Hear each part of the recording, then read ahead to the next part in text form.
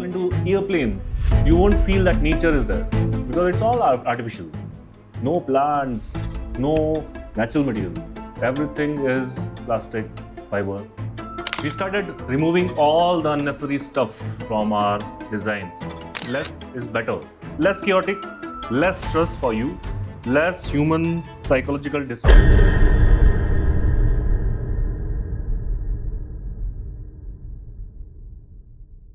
When I started interior design, I was learning all the theories. I still read books, and I find lots of new ideas when I start working on a project or when I'm reading any book regarding design. And in between, recently, I was reading lots of theories, and I found very strange element that the calmness you feel in your bedrooms, or maybe the perfect proportions you see in your living room, the beauty of colors which you have or maybe might be developed by your interior designers, have not come by just like that. It has been developed by mathematicians who did a lot of calculations, the psychologist who studied a lot, and the biologist who researched deep into the characteristic of humans. And that all those laws made a veil and developed by interior designers for the studies of interiors, the internal spaces, to impress you, so that we took all the limelight. And that increased that took all the eyeballs when we talk about the interiors, when we talk about the internal spaces. It's amusing when we develop these spaces using these theories. And those are only 9 theories, which I'm going to talk about in today's episode. By the way, I'm Prashant. I'm the interior designer and architect from Ogling Inches, which was established in 2014. And I have been practicing architecture, interior design, developing villas, bungalows, interiors, architecture, landscape, lots of things. And if you have any comment, if you want to know more about any of the points which I'm mentioning here, please do put it in the comment section. So let's begin the video. This video is not about how to get the most luxurious home. It's not that how-to kind of video. We are going to talk about simple theories or tips which lots of historical mathematicians or biologists talked about. And only these theories helped the interior designers to develop impressive houses, the impressive spaces. Only these 9 points. The difference between an average space and truly impressive space is only one. That is, it has been developed through these simple points. These are not only the calculations which we talk about. It's all about how you develop a powerful amalgamation of all these points into an emotion. How you put your theories into emotion, and you get the best looking house. Number 1, order and proportion. The mathematics. There was one person named Pythagoras. He proposed beauty comes from numbers. What a beautiful statement. So, whenever you are looking at a room, he says the proportions and the scale makes it beautiful. When everything is in order, everything is placed accordingly, according to numbers, it looks beautiful. It looks perfect, perfectly decorated. And that's not luck, that's mathematics. Imagine there is a bedroom where you have a bed, you have side tables, you have light fixtures all around, you have nice looking flowers in vase. Now, the proportion order will come when the tables are not empty. You have some horizontal element, the vertical element over it to make it look beautiful. Maybe proportion of flowers.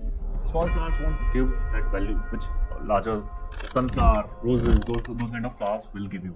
Maybe quantity may also define the scale and the proportion, and that makes the whole room look beautiful because that is visible from any corner of the room. Next was mathematical perfection, the proportions, numerical proportions. Euclid, he decided that if x to y is 1.618, you get the most beautiful looking element from the nature. Very difficult to understand. So, as per his studies, he learned everything. He measured everything in nature, and he found that everything is in proportion of 1.618.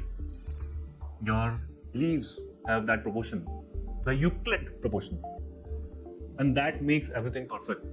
Now the architects started developing the buildings based upon this proportion. In photography, you have this proportion. It makes the photographs totally perfect, filling the frame. The artist decided making the paintings based upon this proportion, that it made the whole painting impactful, and that changed the overall perspective, and we interior designers started using that into our practice. Next theory I studied was of anatomy and anthropology. So there was this guy named Leonardo da Vinci, and he stated that everything which is designed or has to be designed has to be as per the dimensions of human body. When I'm sitting at 18 inches. When I'm sitting on a pot in the washroom, it has to be 16 inches. So all these, you see those inches, the difference in the inches has come from these proportions of human body. And that defines the law by Leonardo da Vinci. Fourth was regarding the philosophy. So there was this guy named as Dieter Rams, and he said less is better.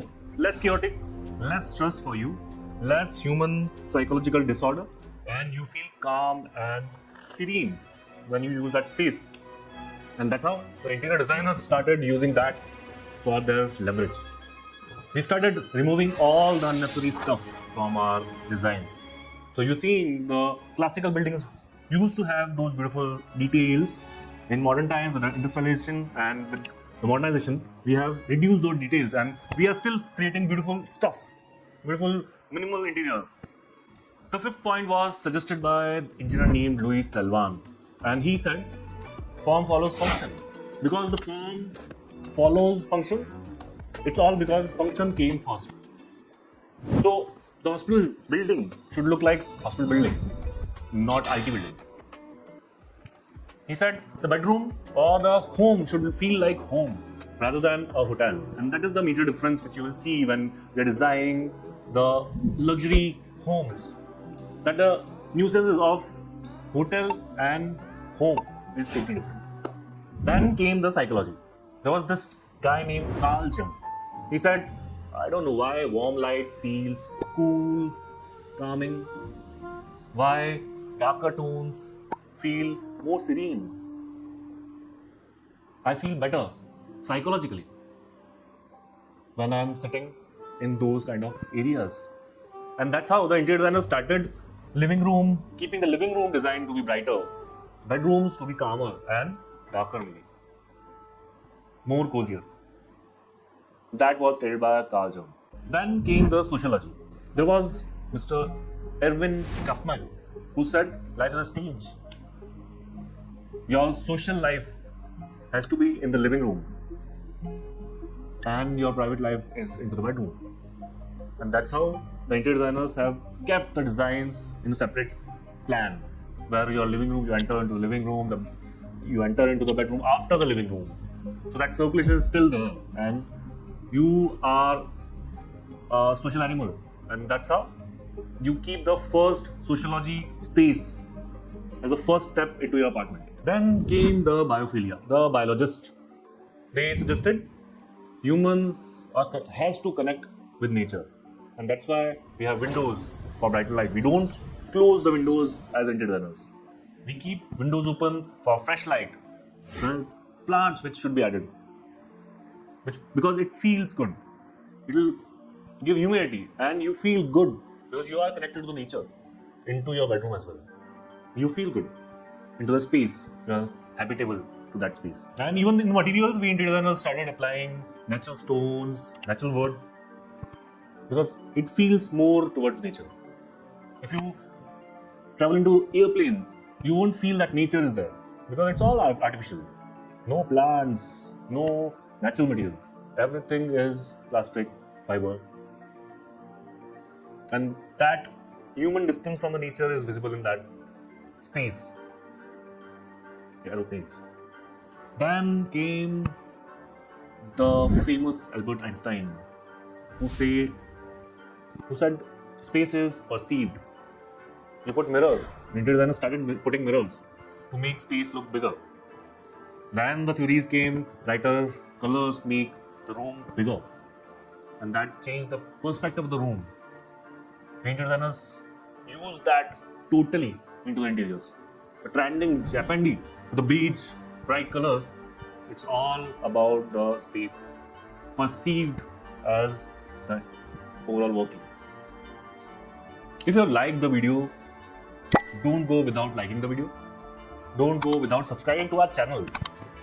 Because we are creating and researching on lots of interesting stuff and we are putting it here for you. So, maybe you might be thinking that interior design is all about the colors, textures, proportions, beds, getting furniture, wallpapers.